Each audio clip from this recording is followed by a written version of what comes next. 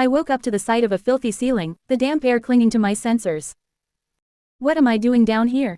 My thoughts barely had time to settle before something clattered in the distance. Instinct took over. I sat up, turning toward the source of the sound. I froze. My legs were gone. What? I stared at the empty space where they should have been, my mind struggling to process the reality before me. Then, a firm grip landed on my shoulder. Looking up, I saw a computer man standing over me. His uniform, once pristine white, was now ruined, filthy, torn, and stained from the surrounding grime.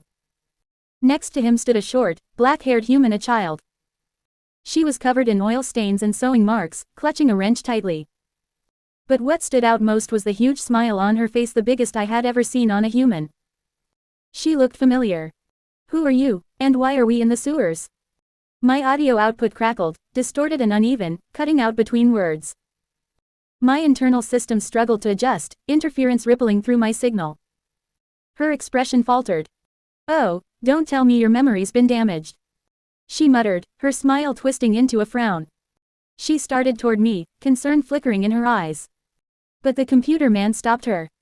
I got this, he said, a smirk appearing on his screen. Lifting his arm, a metal tentacle extended from his body. He moved toward the back of my head, plugging into my system, and my memories began to replay. H3 flashback. H3. Hey, 457, after this patrol, you want to hit the gun range? Cameraman 865 asked, checking the ammo in his weapon. You know, one last time before we officially join the PSC and can no longer party. I shook my head, finishing my own equipment check.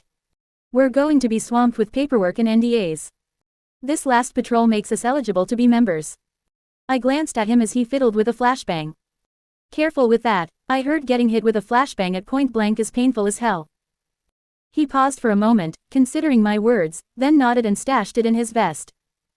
Now come on, let's get to the car before 342 leaves us. His statement made me chuckle as we both made our way to the garage. Once we reached the car, 865 hopped into the front seat beside 342, which honestly made me want to laugh. The guy had a crush on 342 and was doing a terrible job of hiding it. I think the only reason she hadn't noticed was because she was too focused on her work. Yo, 457. Wait up. A young voice called out to me. Turning around, I was met with G3 to 43, a member of the third generation of cameramen and a huge fan of Titan Cameraman. Do you know any places where I can learn to use the plunger? I've been looking, but everywhere I've gone has been lackluster.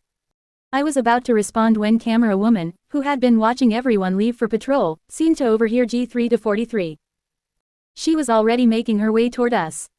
I glanced at him before answering cryptically.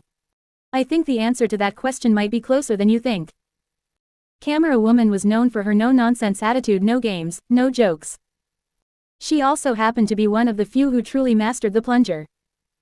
Add to that the fact that she had trained alongside the legendary plungerman himself, and I had a gut feeling that G3 to 43 was about to undergo one hell of a training regimen. H3, sometime later, H3. Me, 342, and 865 were silently driving through the worst part of the city, the slums. It wasn't like the slums you see on TV, the houses and roads were relatively clean. It was just far more dangerous than any other part of the city. None of us spoke. This area had seen frequent terrorist attacks in recent months, and staying alert was our priority. But something felt off. I glanced outside, scanning the streets. 342, where are all the humans and toilets? This part of the city usually housed the more jaded civilians, those who distrusted gearheads and watched us closely whenever we passed through. Today, there was nothing, no wary stares, no movement, just an eerie silence.